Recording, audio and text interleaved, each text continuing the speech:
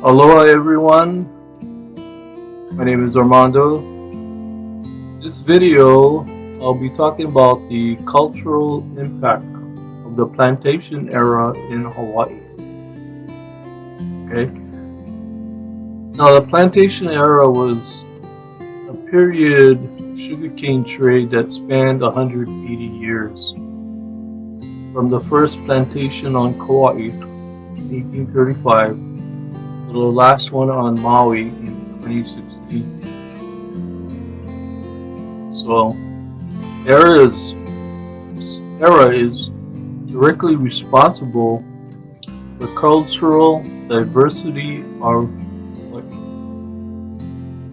The plantation era was a society unlike that any of that could be found in the United States.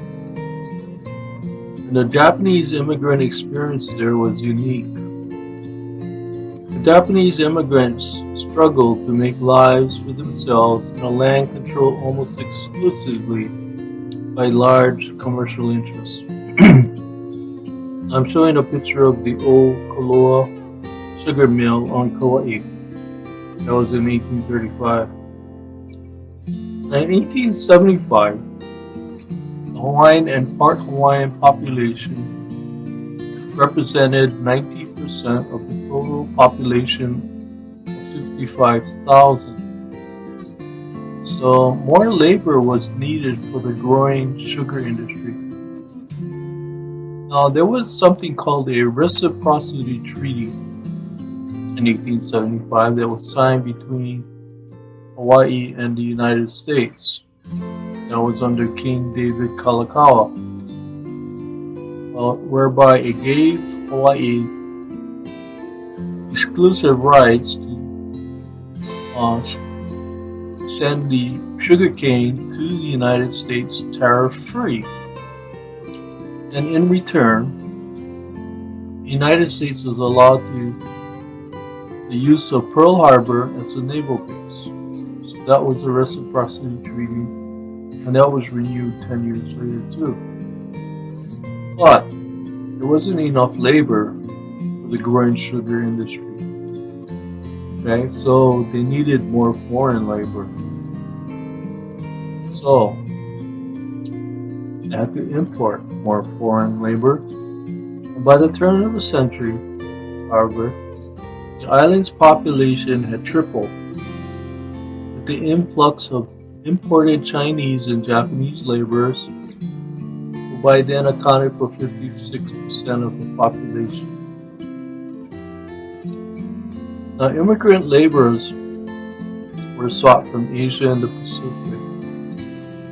Now, over the years and successive waves of immigration, the sugar growers brought to Hawaii 46,000 Chinese, 180,000 Japanese, 126,000 Filipinos, as well as Portuguese and Puerto Ricans, each one used generally to offset the bargaining power of its predecessor. Now the Chinese came around 1855, the Japanese came around 1866, that was again in Mono, and then the Filipinos came around 1906, that was the Sakata. So those are the foreign laborers that came to Hawaii. Now, the cultural, ethnic makeup of Hawaii's population changed drastically at that time. As the cultural makeup of the population changed, so did the food and language. That's what I'm going to be talking about mainly in this video. Next thing I'm going to be talking about is the food. Now this is where the idea of the Okazuya was a result of Japanese and Okinawan immigration in the late 1800s. Thousands of Japanese and Okinawan immigrants came to Hawaii to work as contract laborers in fruit and sugar plantations. Now usually they had like a 3-year contract. They come here, they could work for 3 years, save their money, and then go back. But a lot of them ended up staying in Hawaii, they didn't go back.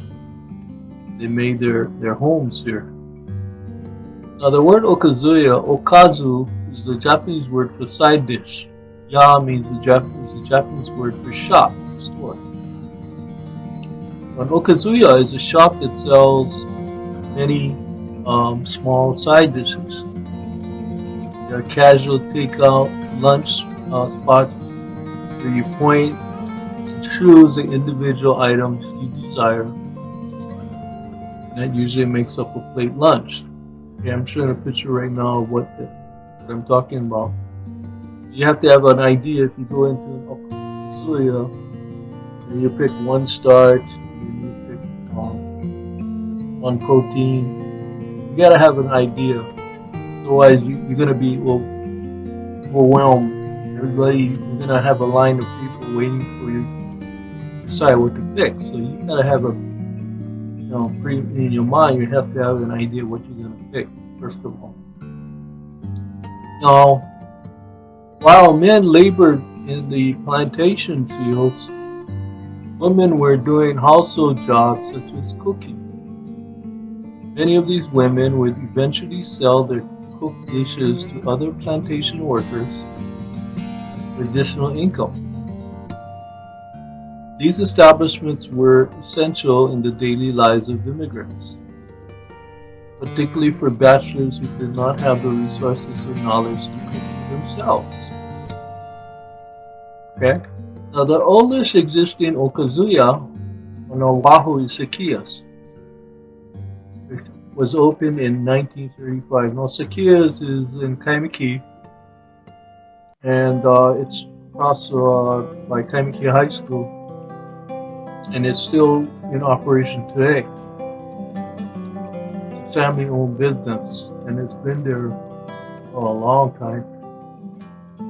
And it's one of the oldest in Hawaii.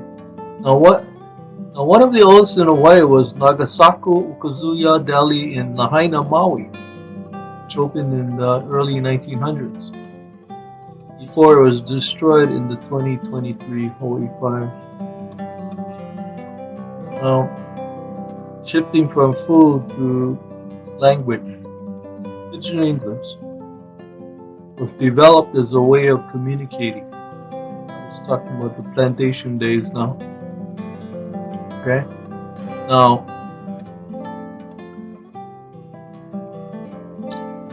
the Hawaiian Pigeon originated on sugarcane plantations in 1835 as a form of communication used between Hawaiian-speaking native Hawaiian residents, English-speaking residents, and foreign immigrants. So this is kind of like a common way of communicating between all the different races. It supplanted and was influenced by existing that native Hawaiians already used on plantations elsewhere in Hawaii. Now, since such sugarcane plantations often hired workers from many different countries, common language was needed in order for the plantation workers to communicate effectively with each other and their supervisors. So it was a means of communication. You had all your different races. Filipino, you had Japanese, Portuguese, Chinese. Yeah, all these different races trying to communicate with each other. So it was a common form of communication. Okay? Now, Hawaiian Pigeon has been influenced by many different languages, including Portuguese. Now, my ancestor, way back from Dera Azores, is Portuguese. John Elmo Garcia was my grandfather. They're Portuguese. So, influenced by different languages: Portuguese, Hawaiian, American English, and Cantonese. As people of other backgrounds were brought in to work on the plantations, Hawaiian Pigeon acquired even more words from languages such as Japanese, Ilocano, Okinawan, and Korean. So growing up in Hawaii, everyone spoke English and ate plantation-style food. Now, understandably, Pigeon English, the way we were in school, we're, of course, if you go to a job interview, you're not going to, and if you're in a large group and making a presentation, you have to speak properly. So it's kind of like Pigeon English is always like a second language. Everyone that was growing up. Now there's some people, we go way, way back.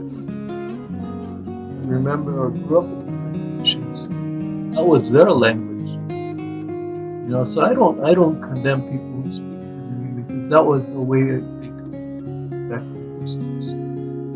Their first language might be Japanese or Filipino or Chinese or some other language besides English.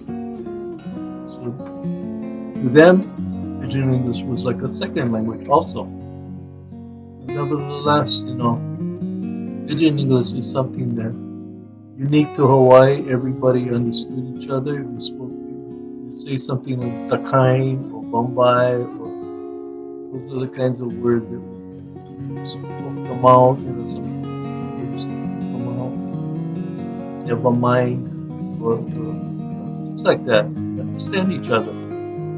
Of course, as time goes on, it kind of like dies out, and as generations, because the plantations are no longer in existence. Of course, as people get educated in school and so forth, it seems like the Pigeon English is pretty much dying out as years go on.